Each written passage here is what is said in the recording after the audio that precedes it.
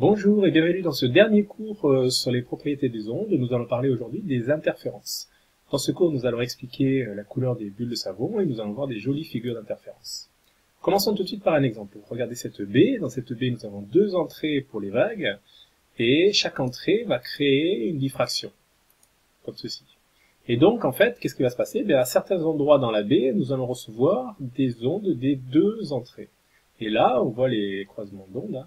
Là, nous allons avoir une zone d'interférence. À ces endroits-là, on peut avoir des vagues plus importantes ou pas de vagues du tout. Alors, voilà le premier cas. Deux ondes qui sont en phase et qui ont même fréquence peuvent s'additionner pour fabriquer une onde plus grande. Ça s'appelle une interférence constructive. Bien sûr, on peut faire des interférences destructives, c'est-à-dire que deux ondes vont s'annihiler. Il suffit qu'elles aient la même fréquence et qu'elles s'additionnent en étant en opposition de phase. Alors voici un exemple où on voit bien des interférences entre deux sources d'ondes. Vous voyez ici la zone d'interférence en bas, la zone d'interférence en haut. Et ce qui est très intéressant de voir, c'est que il y a certains endroits où il n'y a plus du tout d'ondes, les ondes s'annihilent, et d'autres endroits où il y a des ondes. Alors si on veut faire des interférences en utilisant deux lasers et en les pointant sur le même endroit, eh bien en fait on ne verra pas du tout d'interférence. Pourquoi? Parce que ces deux lasers auront un déphasage aléatoire, et donc il y aura des interférences destructives, constructives, et ce sera un mélange de tout ça, et au final on verra rien du tout. Pas d'interférence stable en tout cas. Pour voir des interférences stables, il est nécessaire d'avoir ce qu'on appelle des sources cohérentes, c'est-à-dire des sources qui ont un déphasage constant. C'était le cas dans la baie.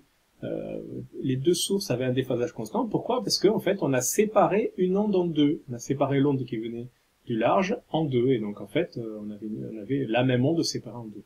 Regardez ici, c'est la même chose avec de la lumière. Prenons de la lumière, laissons passer la lumière dans deux fentes. Et bien, ces deux fentes vont être deux sources cohérentes parce qu'en fait, c'est la même lumière qui arrive dans ces deux fentes en même temps. Donc, ce seront même deux sources en phase. Alors, si nous avons deux sources en phase, comme le cas ici, nous allons avoir donc des figures d'interférence. Et si nous mettons un détecteur ou un écran, voici ce que nous allons avoir, ce qu'on appelle des franges brillantes et des franges sombres. Alors, les franges brillantes, en fait, c'est les endroits où on reçoit des ondes, et ça correspond à des interférences constructives. En fait, on va avoir à cet endroit-là des additions constructives. Et les franges sombres, c'est les endroits où on ne reçoit pas d'ondes, parce qu'il y a eu des interférences destructives.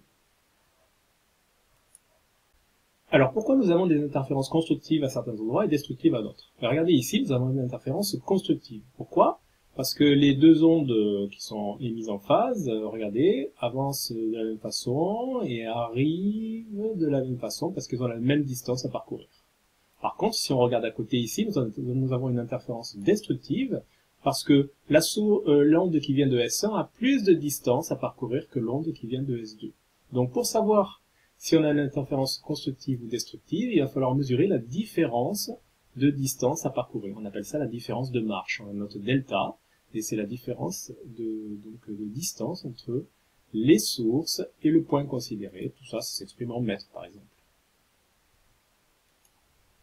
Alors, faisons l'analyse sur le cas présent ici, deux sources en phase, et on va faire l'analyse sur la frange du milieu.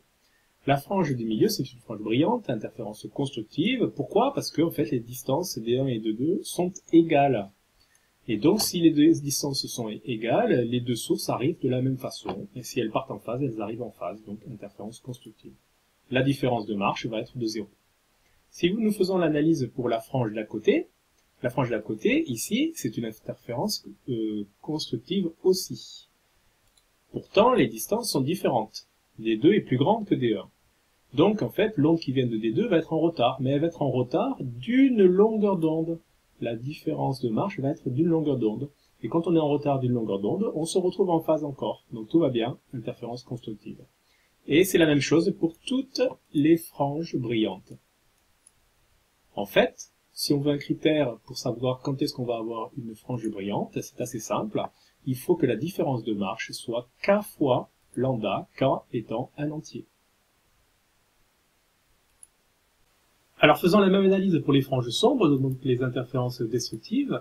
Prenons la première frange sombre au-dessus du milieu. Les deux distances sont différentes, D2 est plus grande que D1. Donc en fait, les deux ondes vont arriver décalées, et elles vont être en opposition de phase. Le décalage le plus petit décalage pour être en opposition de phase, c'est un décalage de la moitié de la longueur d'onde. Donc la différence de marche sera la moitié de la longueur d'onde.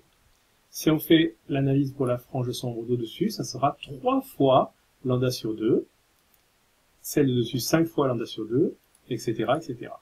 Donc le critère pour avoir des interférences destructives, c'est d'avoir une différence de marche qui est égale à un nombre impair, qu'on note 2k plus 1, k étant un entier, un nombre impair fois lambda sur 2. Alors, dernière formule du cours, nous allons parler de ce qu'on appelle l'interfrange. L'interfrange, c'est la distance entre deux franges brillantes ou entre deux franges sombres qui sont consécutives.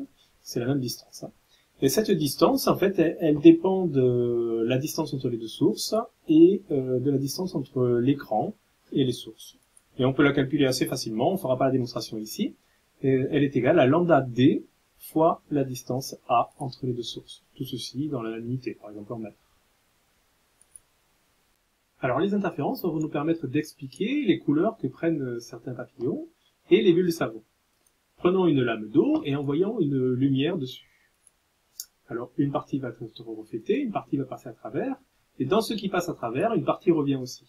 Alors vous voyez, le deuxième rayon qui est passé à travers va être en retard par rapport au rayon qui s'est simplement reflété. Ils ont la même direction, ils vont interférer tous les deux. Ils sont en retard, donc ça peut être une interférence constructive ou destructive. Alors, évidemment, quand on envoie de la lumière blanche, on envoie toutes les lumières du spectre visible, donc on peut imaginer que pour le rouge, ça soit destructif, et pour le reste, ça soit constructif. Et donc, dans ce cas-là, à partir de la lumière blanche, on va créer de la couleur, parce que quand vous enlevez une lumière du blanc, vous créez la couleur complémentaire. C'est ce qui se passe dans les bulles de savon ou pour ce papillon. Alors, dans les bulles de savon, l'épaisseur de la bulle de savon n'est pas constante, c'est pour ça que la couleur n'est pas constante non plus. Dernière partie du cours, nous allons parler d'une expérience importante qu'il faut que vous connaissiez, l'expérience des fentes Young. Alors, revenons sur ce que nous avions fait sur la diffraction. Un laser éclaire une fente, et on voit le phénomène de diffraction avec la figure de diffraction classique. Petite modification, maintenant, on va faire une deuxième fente ici. Alors, deuxième fente, donc deuxième phénomène de diffraction, et en fait, vous allez avoir la lumière de cette fente-là qui va se superposer à la lumière de l'autre fente. Donc, vous allez pouvoir créer des interférences, d'autant plus que ces deux sources-là sont cohérentes. C'est la même lumière qui a été séparée en deux. Alors, qu'est-ce qu'on va voir sur l'écran? On va voir ceci. On va avoir en fait la même figure de diffraction que tout à l'heure, mais à l'intérieur de la figure de diffraction, on va avoir des franges d'interférence. Cette expérience s'appelle les fentes Young, en hommage au premier scientifique qu'il a réalisé, Thomas Young. Évidemment, on peut réaliser la même expérience avec de la lumière blanche.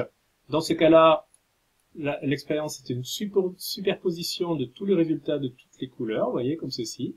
Et on a ceci, vous voyez, ça s'appelle des irisations. Merci d'avoir suivi ce cours.